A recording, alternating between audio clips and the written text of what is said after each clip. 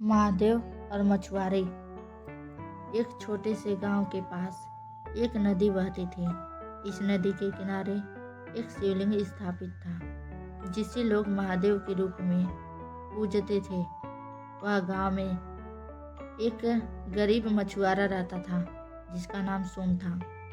सोम दिन भर मछलियाँ पकड़ता और जो भी थोड़ा बहुत कमाता उससे अपने परिवार का गुजारा करता था।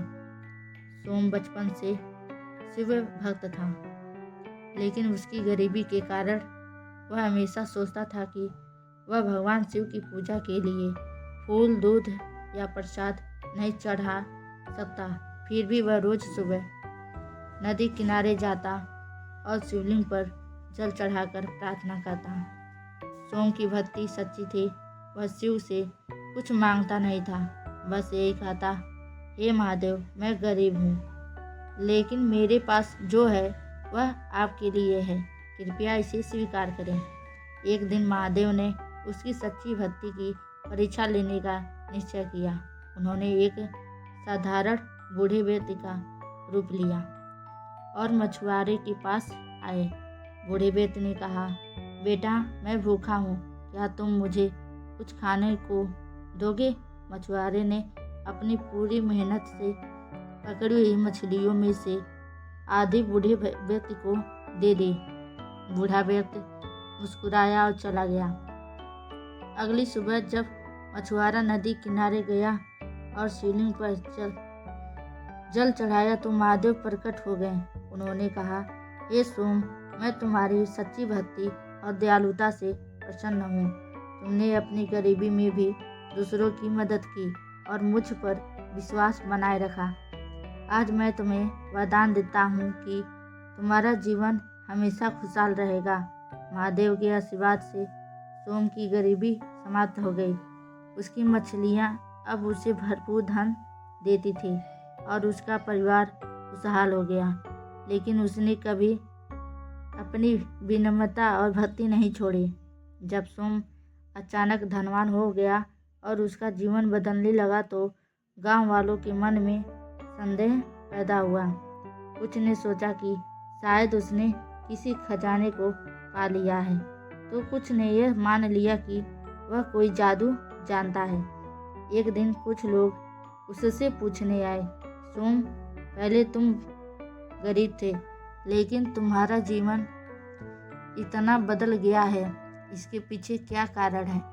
सोम मुस्कुराते हुए उत्तर दिया, यह सब महादेव की कृपा है।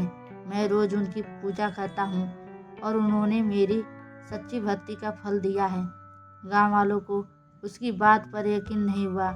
गांव वालों को सबूत देने के लिए सोम ने उन्हें नदी किनारे शिवलिंग पर जल चढ़ाने और प्रार्थना करने का सुझाव दिया। लेकिन गांव वाले सोचने लगे कि पूजा तो वह भी करते हैं, फिर भी महादेव ने उनकी मदद क्यों नहीं की। वे महादेव की परीक्षा लेने की योजना बनाने लगे। अगले दिन जब गांव वाले शिवलिंग के पास पहुंचे तो उन्होंने देखा कि शिवलिंग के पास से एक तेज प्रकाश निकल रहा है। महादेव स्वयं प्रकट हुए और बोले, हे भक्तों, मैं केवल उन्हीं की सहायता करता हूँ जिनके हृदय में सच्चाई और निस्वार्थता होती है। सोम ने अपनी गरीबी में भी दूसरों की मदद की और मुझ पर अटूट विश्वास रखा। तुमने अपनी पूजा में स्वार्थ और दिखावा मिलाया है। महादेव ने कहा, अगर तुम भी सच्चे मन से प्रार्थना करोगे और बिना किसी स्वार्थ के दूसरों की मदद करोगे तो तुम्हारा जीवन भी बदल जाएगा। गांव वाले ये सुनकर लज्जित हो गए और महादेव से क्षमा मांगी। सोम ने गांव वालों से कहा, महादेव हर किसी के साथ है। अगर हम सच्चे दिल से भक्ति करें और ज़रूरतमंदों की मदद करें तो वे हमेशा हमारी मदद करेंगे। शिक्षा, भगवान में दिखावा नहीं होना चाहिए। सच्चे मन से की गई प्रार्थना ही फल देती है। दूसरों की आलोचना करने के बजाय खुद के कर्मों को सुधारना चाहिए। महादेव हर किसी की मदद करते हैं, बस हमारी भक्ति और कर्म सही होने चाहिए। गांव वाले इस बात को समझ गए और उनके जीवन में भी धीरे धीरे बदलाव आने लगा। सोम और गांव वालों का जीवन सुख और शांति से भर गया।